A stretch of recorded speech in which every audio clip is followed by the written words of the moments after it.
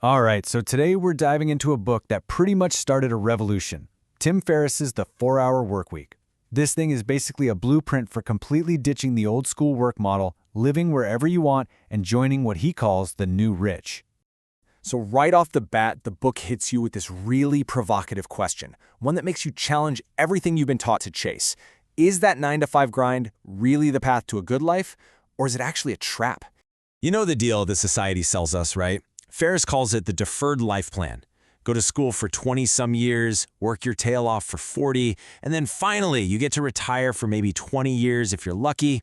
But he shows us another way, the new rich model, which is all about sprinkling these mini retirements all throughout your life, not just saving up all the fun for the end. So let's dig into this idea of the deferred life trap. What exactly makes that old model, work, work, work, then one day retire, so broken? Okay, so check this out. It all comes down to these 3 currencies of life. When you're young, you've got tons of time and energy, but zero money. Then, as an adult, you finally start making some money, but poof, your time is gone. And then when you finally retire, yeah, you get your time back, but your energy isn't what it used to be. The whole system is basically set up so you can never have all 3 at the same time. And that's why aiming for that one big retirement is actually a huge gamble. First off, the whole idea assumes you hate what you do for a living and you're just counting the days to escape. Second, that pile of cash you're saving, inflation is constantly nibbling away at it. And third, let's be real, if you're the kind of person who can actually achieve that goal, you're not going to be happy doing nothing for 30 years. You'd get so bored. Okay, so if the old goal is a trap, what's the alternative? It's about becoming part of a group Ferriss calls the new rich. Now, this is super important. Being new rich has almost nothing to do with being a millionaire. It's about completely redefining what wealth even is. It's about putting time and mobility first and using money as a tool to buy you freedom right now, not just security for some far-off future. This simple chart, it's basically the entire philosophy in a nutshell. You've got an investment banker making $500,000 a year, but they're working 80 hours a week. Then you have an entrepreneur making only 40 grand a year, but they work just 4 hours a week. In absolute dollars, the banker is crushing it. But if you look at relative income, what they make per hour, the entrepreneur is way, way richer. So who's the really wealthy one here? This new kind of wealth is measured by what Ferriss calls freedom multipliers. It's these 4 W's: control over what you do, when you do it, where you do it, and with whom you do it. The more of those W's you control, the freer and therefore the richer you are.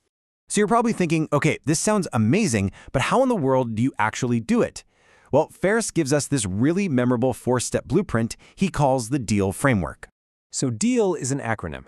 D is for definition, which is all about figuring out what you actually want. E is for elimination, which is about freeing up your time. A is for automation, which is about creating an income that works for you. And finally, L is for liberation, which is about breaking free from being stuck in one place.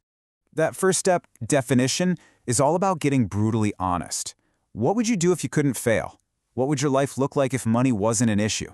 It's about daring to be a little unreasonable with your dreams and then getting super specific about them. Step 2 is elimination.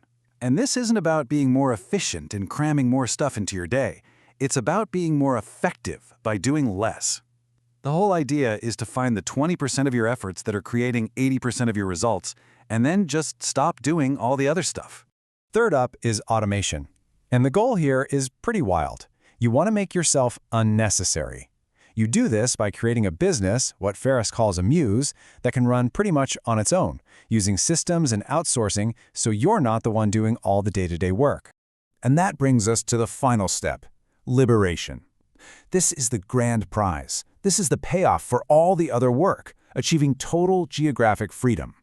You snap the chains that tie you to an office or a city, and you get to live and work from literally anywhere you want. Okay, let's circle back to that elimination step for a second because it is so critical. It's really powered by 2 game-changing ideas that will completely flip how you look at your time and your work. First up, we've got Pareto's principle, which you've probably heard of as the 80-20 rule. It basically says that most of the time, 80% of your results come from just 20% of your efforts. And once you start looking for it, you see it everywhere. 20% of your customers give you 80% of your business. You wear 20% of your clothes 80% of the time, and so on. The second law is something we have all felt, even if we didn't know its name. Parkinson's law. This is the simple truth that a task will feel more and more complex and important based on how much time you give yourself to do it. I mean, just think about college, right? If a professor gave you 2 full weeks to write a paper, how long did it take? 2 weeks. You worried about it the whole time and did it the night before it was due. But what if they gave you only 2 days? You'd still get it done. That's because shorter deadlines force you to focus on what's truly essential. So let's say you actually go through the deal framework. You put in the work.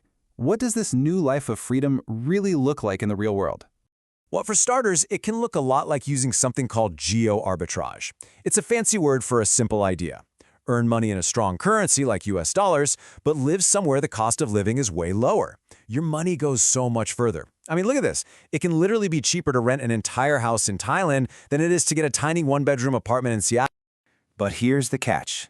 To get there, you have to overcome a huge mental barrier. And Ferriss nails it with this quote: "The biggest thing holding people back isn't a lack of money or skill. It's our deep human fear of the unknown. We'd rather stick with a situation we know makes us unhappy than risk the uncertainty of something new." And really, that's what the entire book leaves you with.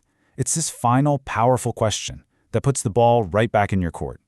Now that you know another way is possible, which are you going to choose?